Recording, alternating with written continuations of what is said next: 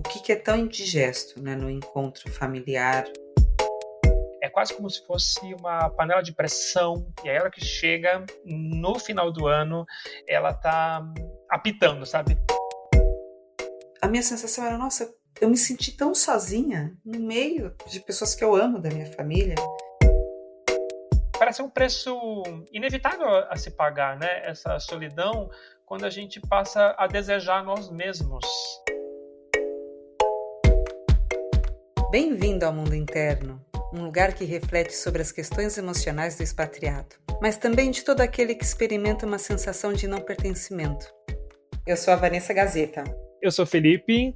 Esteja você onde estiver, que nesse episódio você se sinta um pouco mais em casa.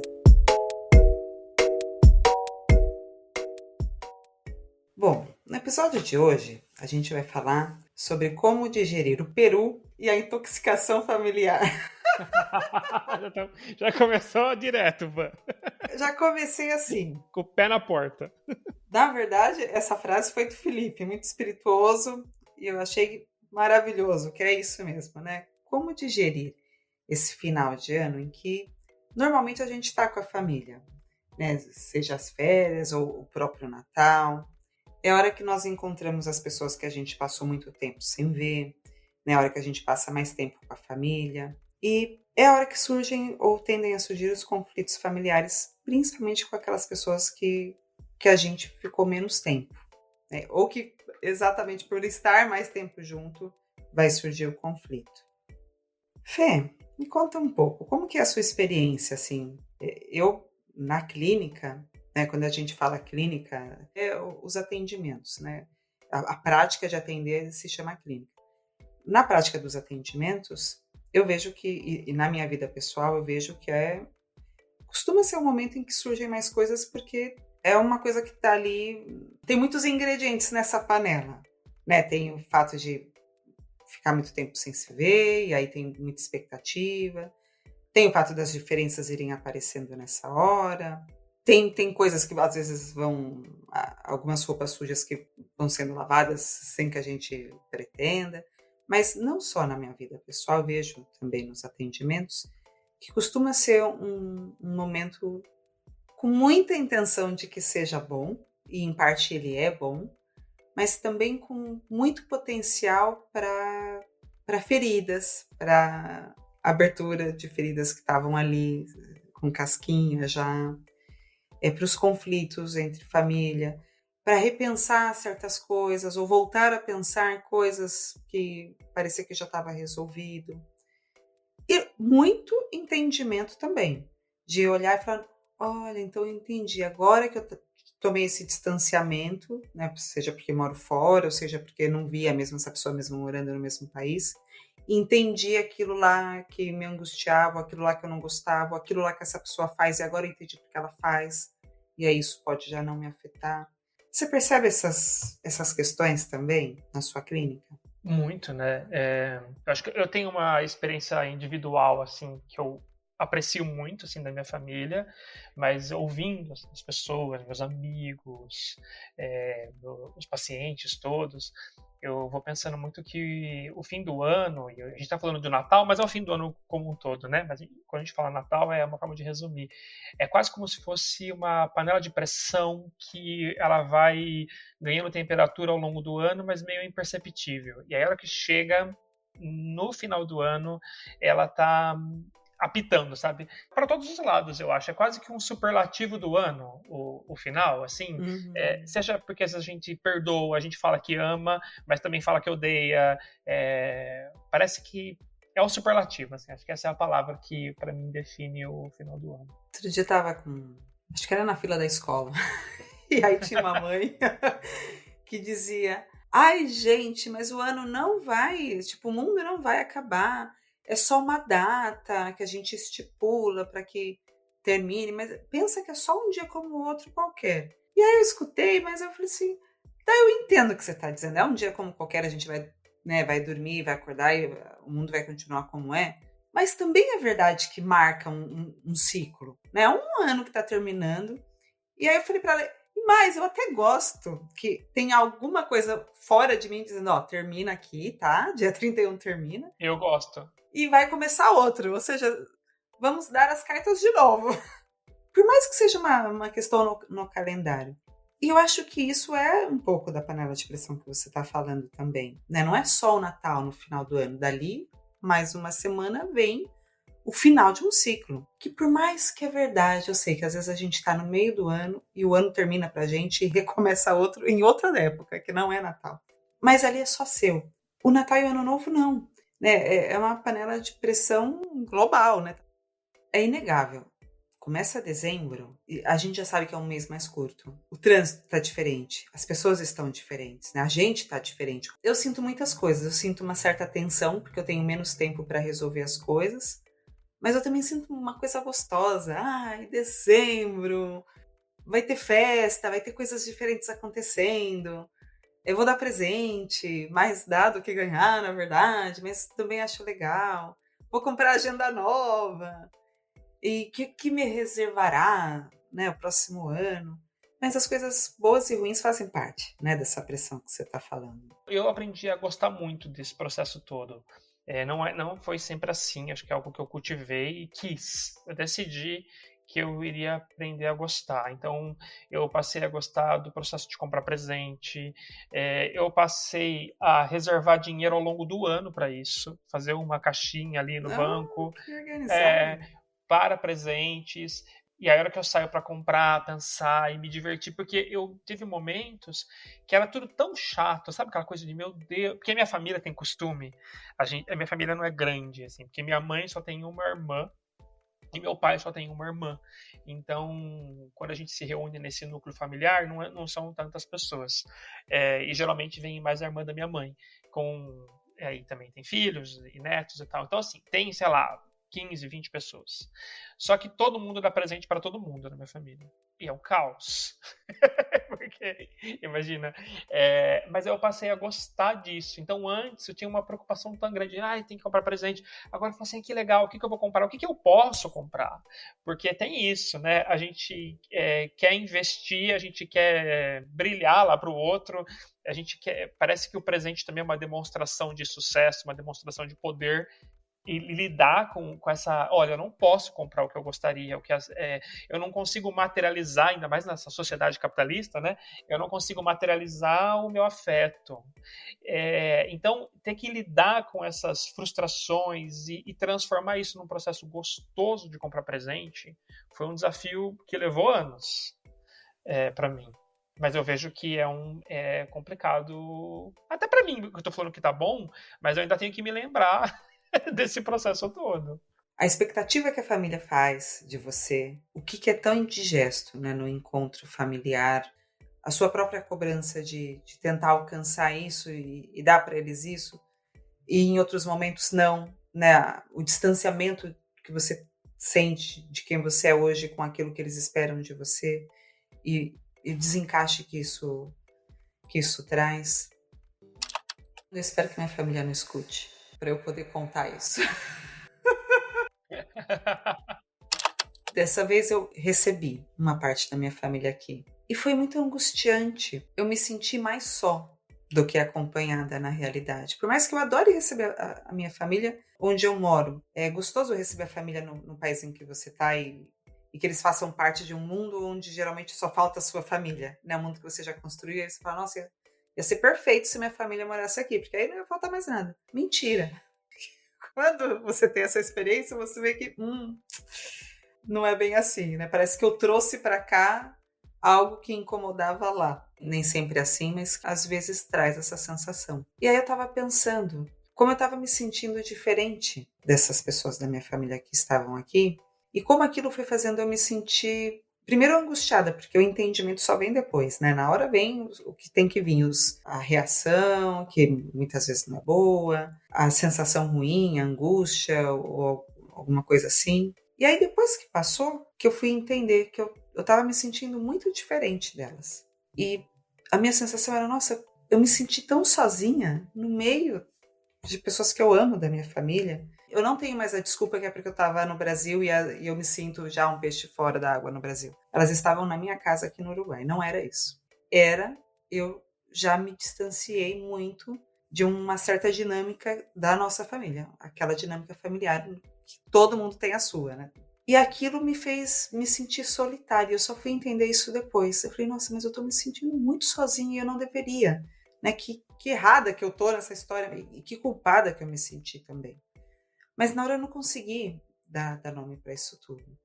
E às vezes quem a gente é muito diferente do que a família quer, do que a família diz que a gente é.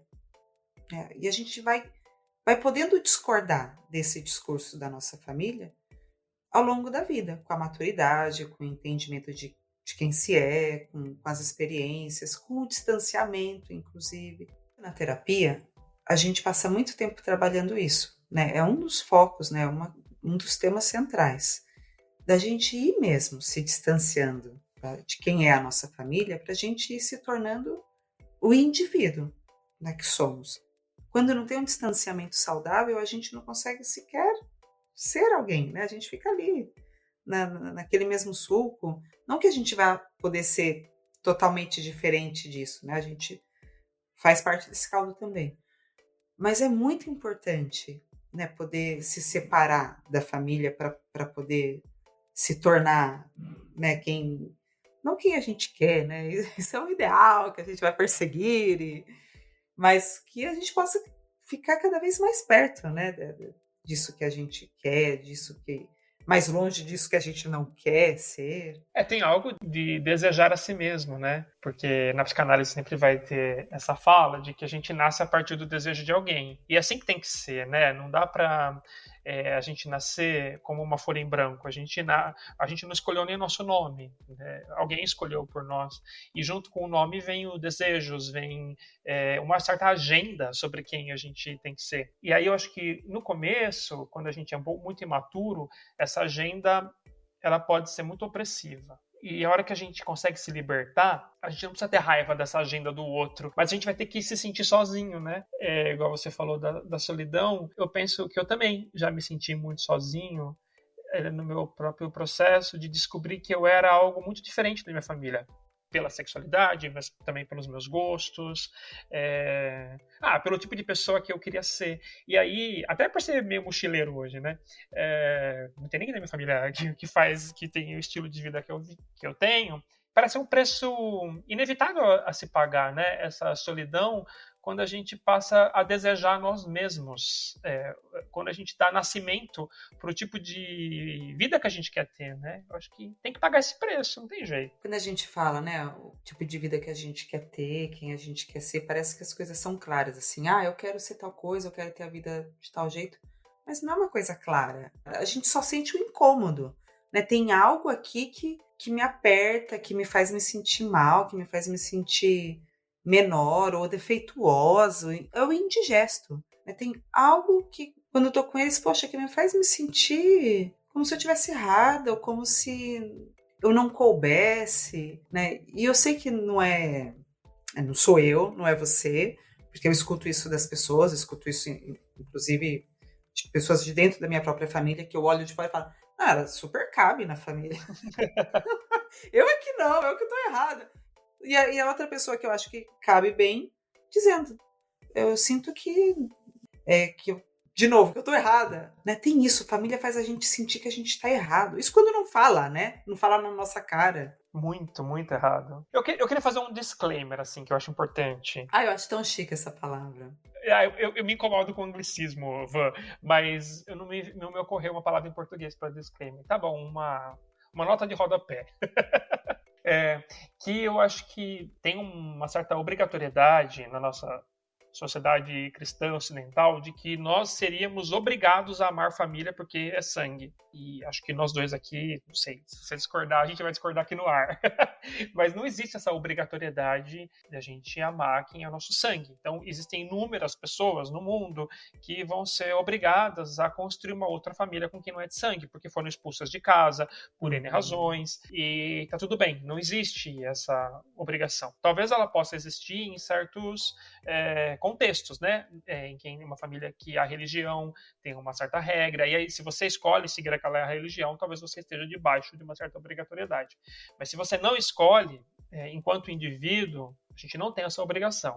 E aí que eu queria dizer é que a gente, quando o amor acaba, a gente não tem muito problema. A gente vai seguir a vida. O difícil agora fechando o disclaimer e voltando para a nossa fala, né?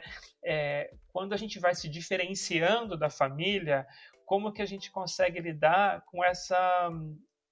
Nós somos, de certa maneira, párias, a gente não pertence em tudo, mas também ama. Mas também quer fazer parte. E aí que dá a zica, que é como a gente concilia essa diferenciação com o amor que a gente sente, que a gente também quer estar perto, né? E aí começa a zica. Pois é. Acho que todo psicólogo tem... Eu tô tentando evitar isso na minha vida, profissionalmente. Mas a gente tem essa...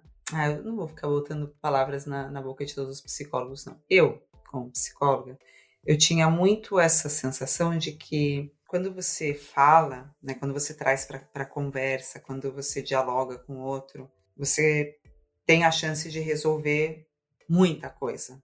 E hoje eu já acho que seria maravilhoso se uma conversa ou algumas conversas pudessem resolver as coisas. Não é assim. Não garante, né? Não garante, e você pode explicar a coisa, saber que o outro está entendendo o que você está dizendo e ainda assim... Né? Quer dizer que você deva deixar de conversar? Não. Deixar de dizer o que você está entendendo daquela situação ou sentindo? Não. Pensei nisso porque eu lembrei de um momento em que eu estava realmente me sentindo muito angustiada, em que eu falei, não, para tudo, quero seguir com essa meleca.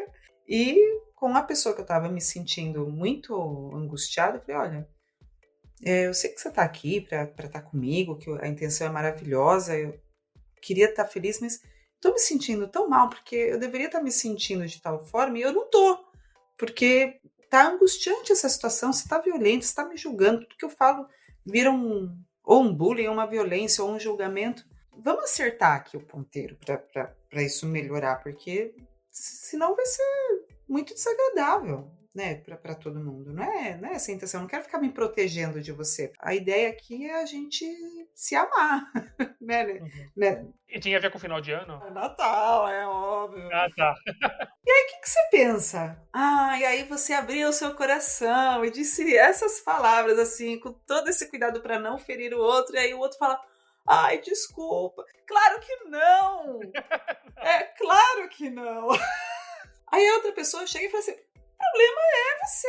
Então, aí usa ainda tudo que você tinha usado, assim, da sua fragilidade, se exposto de outros assuntos até então, de novo contra você. E aí a hora que você fala assim, não é a conversa, né? É outra coisa. Aí foi passando um pouco mais de tempo, mais alguns dias, outras situações acontecendo, e aí acho que foi abaixando um pouco, não sei o que, as expectativas. Saindo a pressão da panela. Saindo a pressão da panela. Acho que já tinha saído um pouco de merda para todo lado também. E aí que as coisas foram se ajeitando, mas não foi no discurso, né? E aí é mais um tapa na cara que você toma, né? O discurso não resolve tudo, né? Que pena, né? Porque você pode aprender a comunicação não violenta e fazer o melhor uso dela. Vai ser o tempo, vai ser a resistência, né? Aquilo que está acontecendo. Vai ser, né, a dança que a gente vai fazendo com o outro. Então o outro faz esse movimento sem querer, você faz junto outra coisa. E aí aquela dança vai dando vazão para o melhor que dá daquela situação.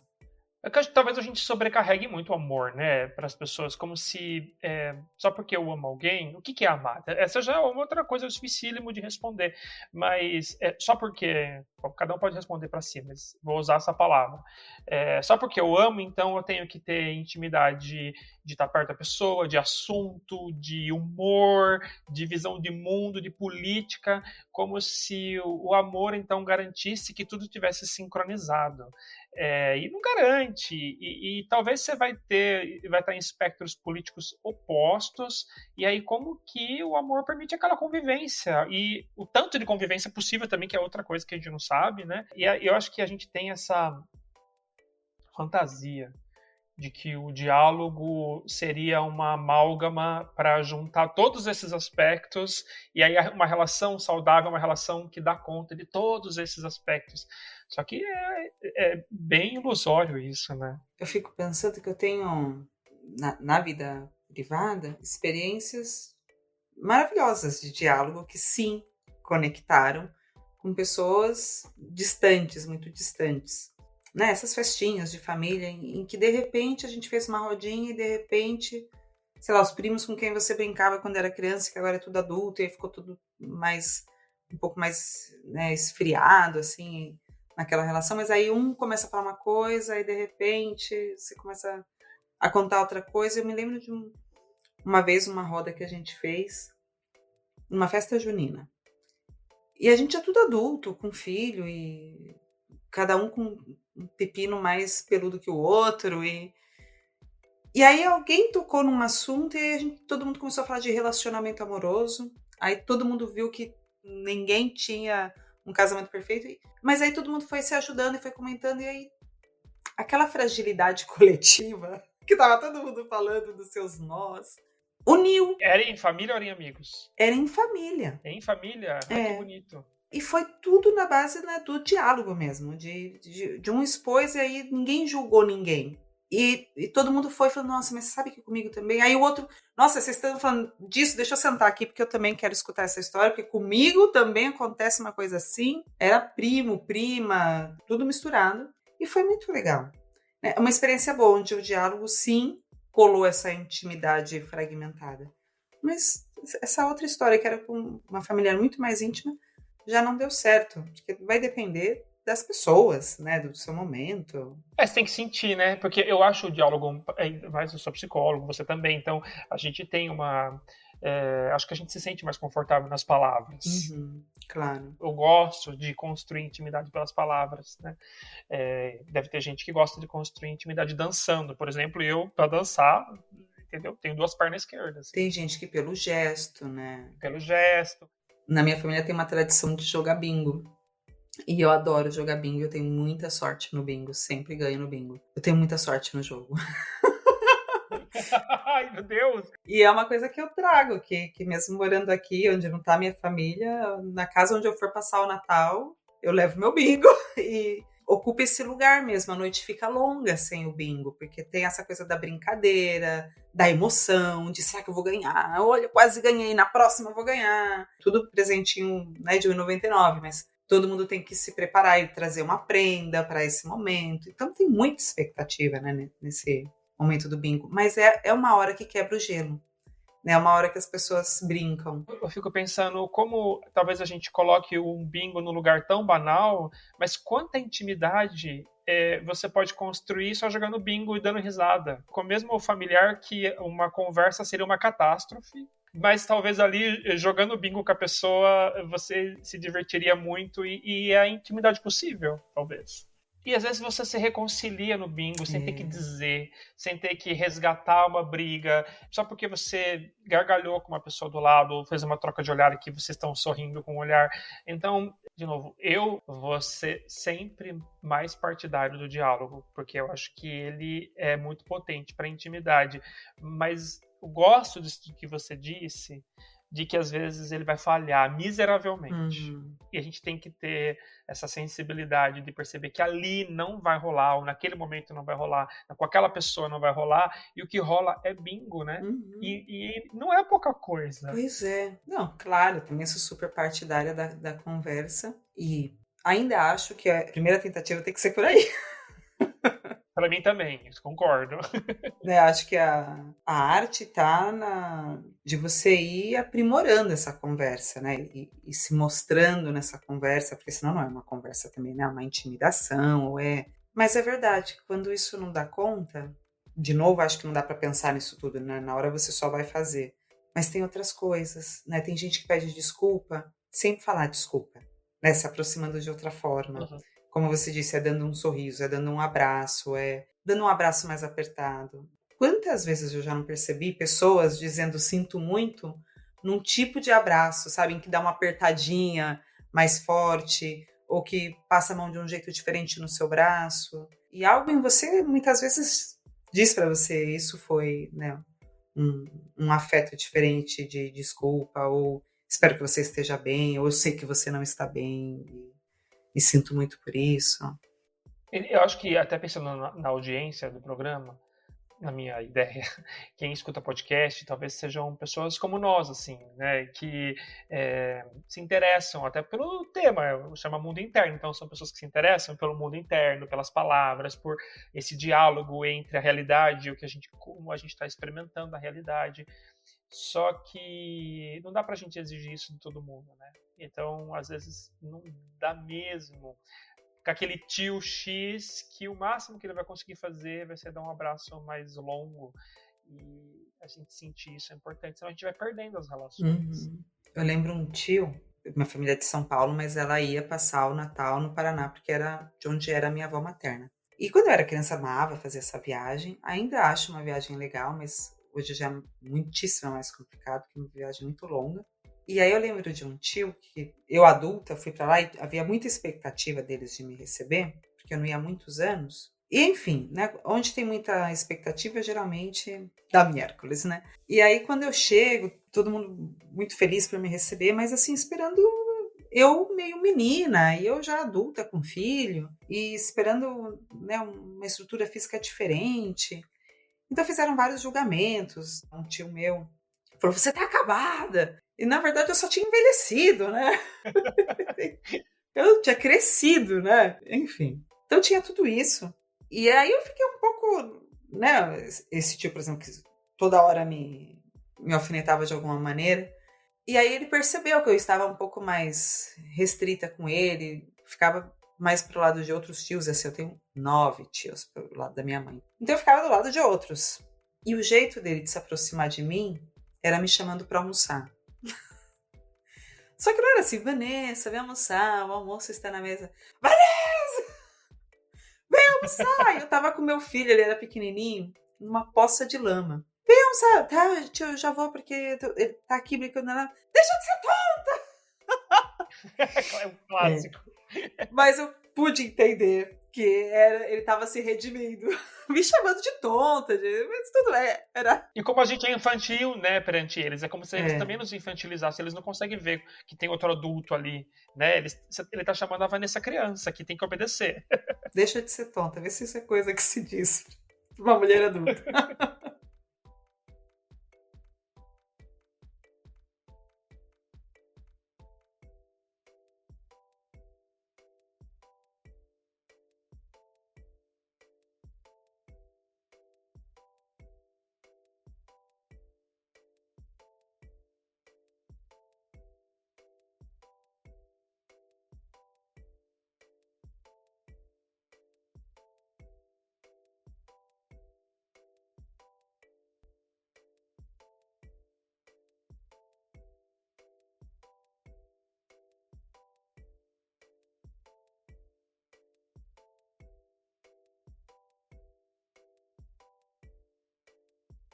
Agora, Fê, o que a gente pode fazer, né, para diminuir as encrencas, né, nesses momentos em que a gente vai ter essa junta familiar, né, seja por conta das festas de fim de ano, enfim, um aniversário de um avô onde todo mundo, né, vai ser um momento épico, todo mundo vai se juntar. Tô pensando agora enquanto eu falo, mas eu acho que eu pensei em algumas coisas. A primeira é a gente tentar buscar, porque, de novo, a clareza não é uma coisa que vem como o despertar do sol e eu vejo. Eu vou tendo vislumbres, né? Do que eu quero, do que eu dou conta. Então, acho que isso é muito importante em relação à proximidade com a minha família. Eu quero passar a ser com essas pessoas? Às vezes eu quero e dou conta, às vezes eu quero e não dou conta. E aí, se eu não dou conta, eu vou ter que ver o que eu faço com esse conflito. Eu vou seguir meu desejo e depois ficar com o peru ali, igual a gente falou, super indigesto e tomar eno, ou eu vou, enfim, dizer não e sustentar a frustração das pessoas que eu me importo, da minha mãe, desses tios todos, lidar com eles falando mal de mim, por exemplo, porque eu não fui, onde já se viu, não passou Natal com a família, viajou, foi passar com o namorado, foi passar... Então, eu acho que isso é o primeiro ponto que eu pensei. Como é importante a gente ter clareza do nosso desejo e do que a gente dá conta em relação a ele. Pensando, então, que a gente vai querer passar as festas com os nossos familiares, aí eu acho que tem algumas recomendações que podem ser interessantes, que eu pensei. Uma delas é, talvez, não deixar para construir intimidade só no último mês do ano.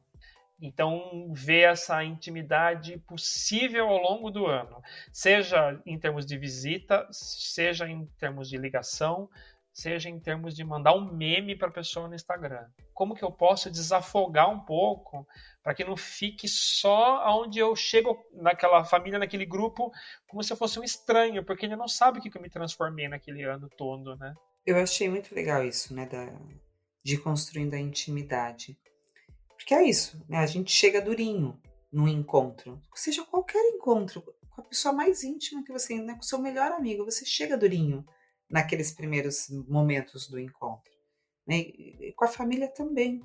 Eu fiquei pensando esse ano, quando eu fui visitar meus pais, uma grande amiga foi me buscar no aeroporto e a gente não se via há muito tempo, acho que talvez um ano, sem fisicamente se ver, se tocar. E foi muito gostoso, assim, vê-la e já sentir o cheiro dela. Adoro o cheiro dela. É um cheiro de casa, assim. E aí a gente foi conversando, mas a gente conecta rápido. Mas ainda assim é um ano sem se ver, né? Então eu e ela, tenho certeza que essas ideias deviam estar passando na cabeça dela também. Me habituar com ela visualmente, porque eu me desacostumei, né? E em um ano as coisas mudam. Então tem isso de você se acomodar também, né? Quem eu sou pro outro, quem o outro está sendo para mim, visualmente mesmo.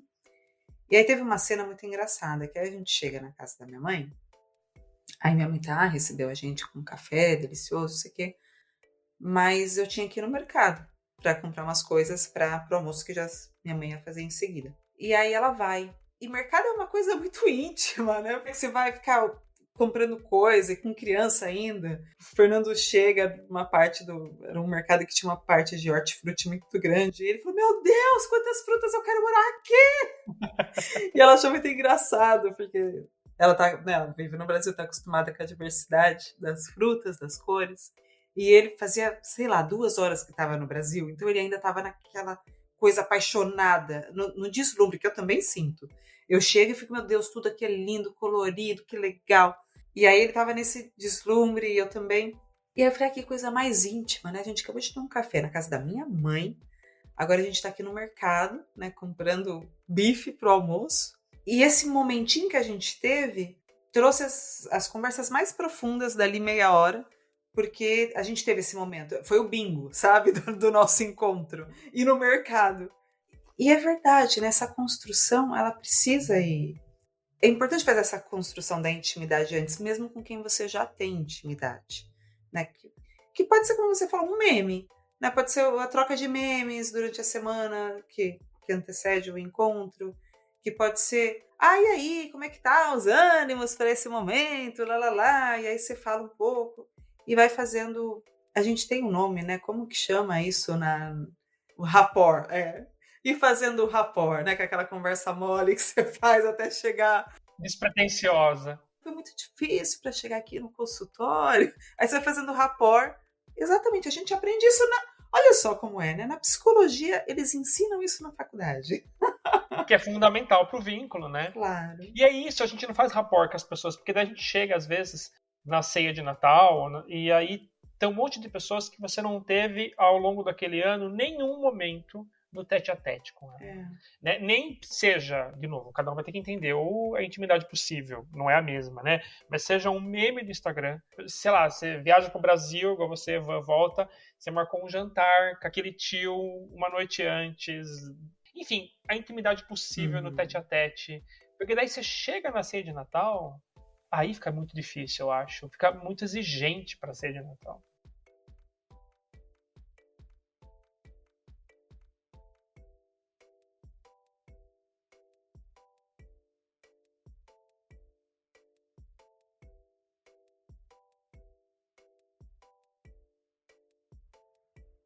Você entra ou não entra nessa roupa que esperam, né, que você entre? né? Naquele Felipe que sempre apareceu para sua família, né? Na Vanessa que sempre pintaram de mim, né? Ao longo da vida, da nossa experiência, do nosso amadurecimento, foi mudando essa roupa.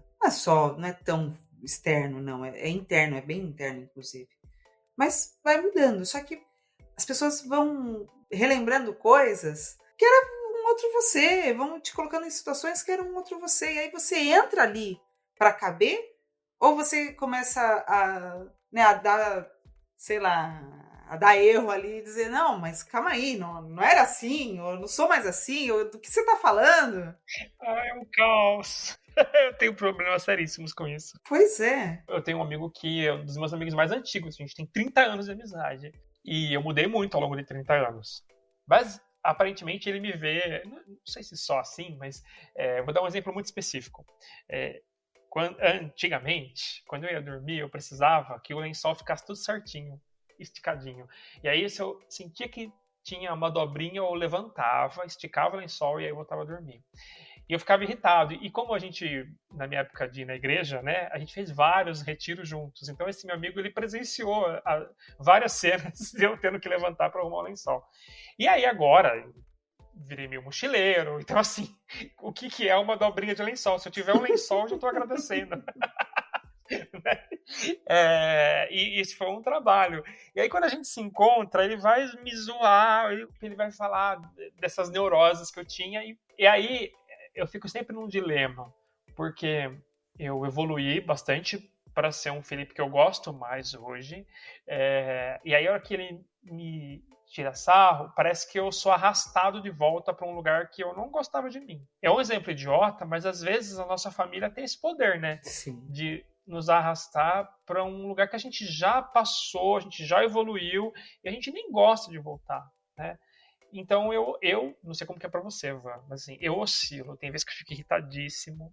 Tem vezes que eu falo, eu tô super pleno, falo, eu tô seguro que eu não sou mais aquela pessoa. E aí pode falar à vontade, que não me atinge. Não, mas tem vezes que me atinge. e aí eu volto e é pior ainda. É a hora que você volta, né, pra mesma roupa. Eu vejo isso em mim, vejo isso nas pessoas que eu conheço, amigos ou pacientes, que a gente faz isso com todo mundo, né? A gente tem um conceito de cada pessoa que faz parte da nossa vida. E às vezes eu me sinto como você. Tem momentos que voltam coisas assim de um outro momento da vida, onde eu era de um outro jeito, onde eu agia de outra forma. Eu me posicionava principalmente naquela família de um outro jeito, na minha família. Parece uma disputa de braço de ferro, sabe? Vem mais pra cá, ser como a gente lembra de você, ou como a gente diz que você é, como a gente acha que você é. E eu fico puxando, não, mas eu quero vir mais pra cá e ser mais do jeito que eu acho que eu sou, e eu não sou desse jeito que você acha que eu sou. Eu não quero ser desse jeito. Você acha que tem um prazerzinho em mostrar que a gente ainda é o mesmo? Talvez até para mostrar que as coisas não mudaram tanto? Eu acho que tem um prazer eu te conheço, eu sei quem você é. Exato. Tem essa frase, né? Essa frase é uma frase muito perigosa. Acho que todo mundo já deve ter ouvido de alguém, né? Eu te conheço. E, pô, você me conhece, eu não me conheço, você me conhece, malandro. Acho que ela é perigosa porque quando o outro diz isso, né, depende da segurança com que o outro fala isso, né? E geralmente quando a pessoa fala, ela fala com empáfia. É como se, então, você é refém daquilo que o outro está dizendo que você é, né? E a pergunta mais importante, acho que nessa hora é, mas eu concordo com isso que o outro pensa de mim? Porque a tendência, né, se te pega numa hora que você tá frágil, porque tá passando por essas coisas, é você falar, então eu sou isso. Aí não necessariamente, né? A gente pode discordar, né, do que o outro pensa.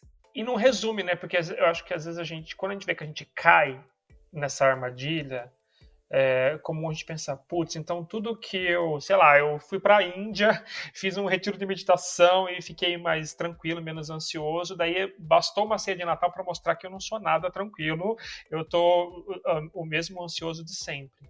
E eu não acho que isso é verdade, né?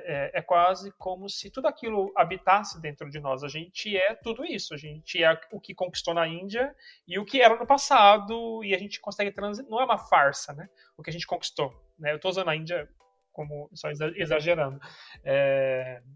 E é difícil a gente sustentar que a gente é um caldo de coisas que a gente tinha e coisas que a gente foi conquistando também. Acho que a família facilmente arrasta a gente para o passado. E estando na família, o gostoso também é falar das coisas passadas, né? Contar para os mais novos, né? Para as crianças certas histórias, é relembrar mesmo, e falar, ai, lembra daquilo.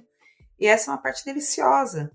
Mas também tem uma outra coisa, né? Às vezes eu escuto, relembrando histórias assim, por exemplo, com a minha irmã, coisas que a gente começou rindo, eu lembro daquela história, e aí tá as duas rachando o bico, e de repente ela fala assim, porque você era tão não sei o quê. E aí vem um packet na minha cara. E eu falo, nossa, não era assim que eu achava, né, que eu era. Eu via de outro jeito. Mas claro, cada uma, né, faz a sua leitura de quem se era, de quem se é.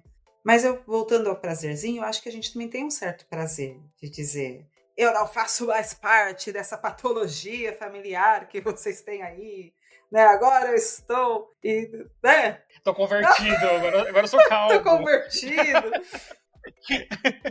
Já não penso desse jeito pequenininho que vocês pensam. E aí se junta e fica...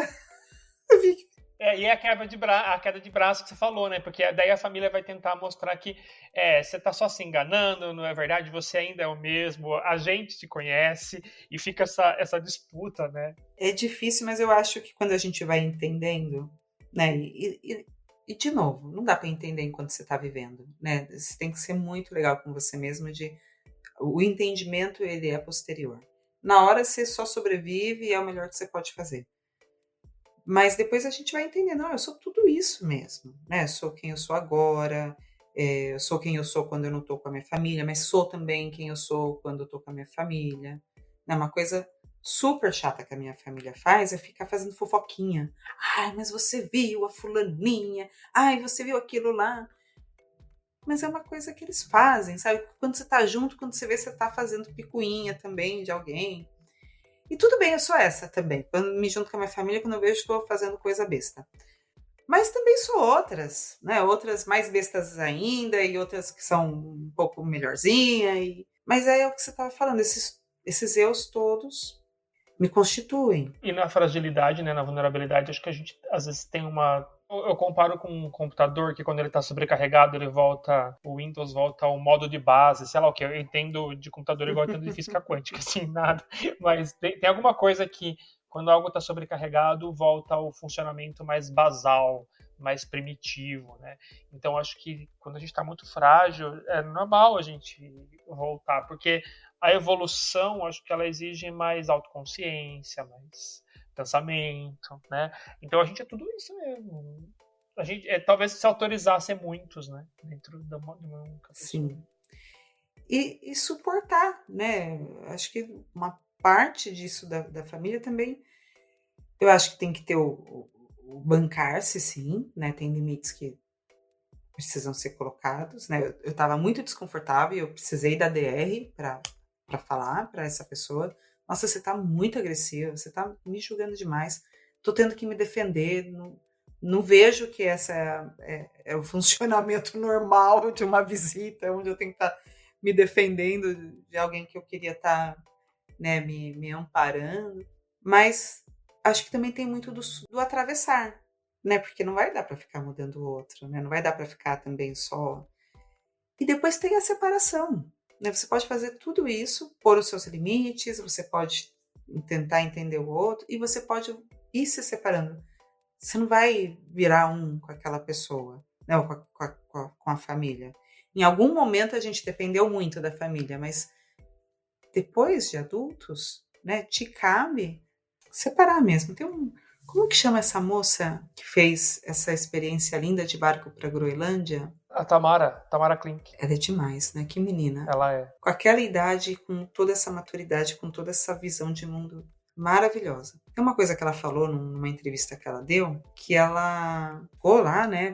Pra quem não sabe da história, ela ficou acho que um ano. Invernada, né? Que você vai com o barco já sabendo que vai chegar o inverno e vai congelar tudo, você fica preso, você não consegue sair no lugar do meio do nada, e você vai ter que passar o inverno inteiro ali congelado, que eles chamam de invernagem, acho que é o nome correto. E que no mínimo eram 8 meses. né? Só de inverno, tirando ainda todo o período de tempo bom que ela...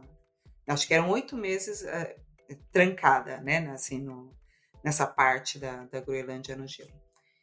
E ela vai falando, né? Não é uma coisa que ela tinha acesso fácil, né? Que ela estava ali com o WhatsApp. Então ela tinha um telefone satelital, mandava e-mails. Que chegou uma hora que ela se sentia tão distanciada da família, do namorado, dos amigos, que eles foram virando personagens, que ela se sentia mais íntima dos personagens do livro que ela estava lendo do que das pessoas da família dela ou do namorado, por exemplo. E aí ela foi pensando muito, por que eu faço tal coisa? Eu faço porque esperam que eu faça. Ela conta uma cena que ela foi fazer um vídeo dela e aí ela se viu no vídeo.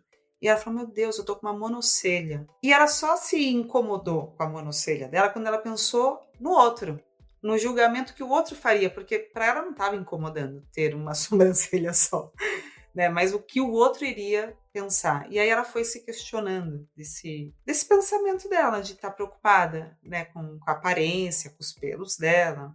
Eu achei interessantíssimo isso que ela falou, de quando ela foi entendendo dessa separação, da necessidade dela ir, não que ela ia se separar para sempre, porque depois ela fecha essa conversa, eu já explico aqui, já conto. Queimando totalmente aqui, dando spoiler, mas ela falou isso em outras entrevistas, gente, não é um filme. E aí ela tem essa separação, que foi importante para ela olhar para ela e pensar, né, então, o que é importante para mim? O que eu quero? Repensou coisas interessantíssimas da vida. E aí ela conta também de alguns nãos que ela recebe do pai. E foi importantíssimo também para ela, porque foi a hora que ela começou a ir atrás das coisas que ela queria. Quando o pai disse que não vai ajudá-la com essa travessia e tudo mais. E aí você sai. Né? Bom, o pai dela é famoso também por toda essa questão das travessias e etc, né? Mas aí quando ela sai daquele meio e ela tem que escrever a própria história, sai do jeito dela, conforme a dinâmica que ela pode dar para a vida dela e para as coisas dela. E tenho certeza que a Tamara, quando volta para a família dela, deve ter que lidar com muitas coisas, deve cortar um 8 que nem todo mundo. Mas eu achei lindo. E aí ela conta que no final, quando ela já tá assim, se questionando, né? Tô viva ou tô morta? Essas pessoas existem mesmo? Foi um sonho? Aí começa a primavera. E aí ela tá no auge dessa solidão, né? Tinha vivido o auge dessa solidão. As loucuras que a gente pensa quando a gente tá muito bem também na solidão, né? Não precisa de mais ninguém. E é isso mesmo, né? Eles que se danem. E ela não disse eles que se danem, eu que tô aqui dizendo. Começa a primavera e ela começa a ver que os animais começam a andar em grupo, que as focas estão em grupo, que as raposas estão em grupo, até os insetos estavam em grupo, e aí ela começa a pensar na necessidade dela também se agrupar de novo com os dela. Né? Então, por mais mal que a gente passe nos momentos de festa ou nas férias, a gente vai se separar, precisamos deste momento para nos refazer e separar o que é deles, o que é nosso, quem eu sou, quem eles são, mas a gente vai voltar a querer se reagrupar.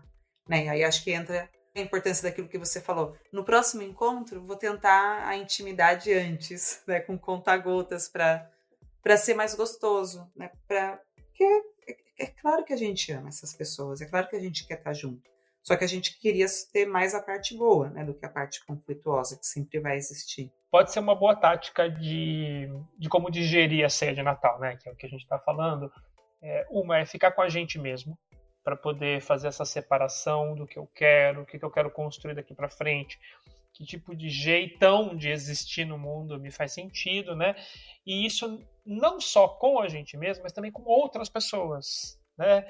Essa invernagem da família seria também a gente se reagrupar, porque a gente não é sozinho. Nós somos também por conta de outros vínculos que a gente está construindo. Então, às vezes, se a ceia de Natal abalou alguma coisa, a gente vai precisar voltar com outros grupos de pessoas que nos lembram do tipo de pessoa que a gente quer ser. Sim. Como muitas vezes, estando muito com o grupo de pessoas que nos lembram quem a gente quer ser ou as coisas que nos estimulam na vida, muitas vezes a gente precisa voltar a estar com a família para lembrar quem a gente foi lá. De onde a gente veio. Muitas vezes a gente precisa disso. Porque não vai dar para excluir do lugar de onde a gente veio. Não. Não me parece uma boa alternativa. Não, de jeito nenhum. E tem força nisso também. Tem muita força nisso. Será que a gente conseguiu oferecer sal de frutas o suficiente. Mas as pessoas podem escrever também. A gente pode fazer uma parte 2 de como digerir assim. Podemos. Aliás, é uma boa ideia, né? Nos escrevam, contem do que vocês querem escutar, onde a gente pode ajudar. Que a ideia é essa, né? Que seja um bate-papo que, além de gerar prazer para mim e para o Felipe, que seja prazeroso para todo mundo. Exato.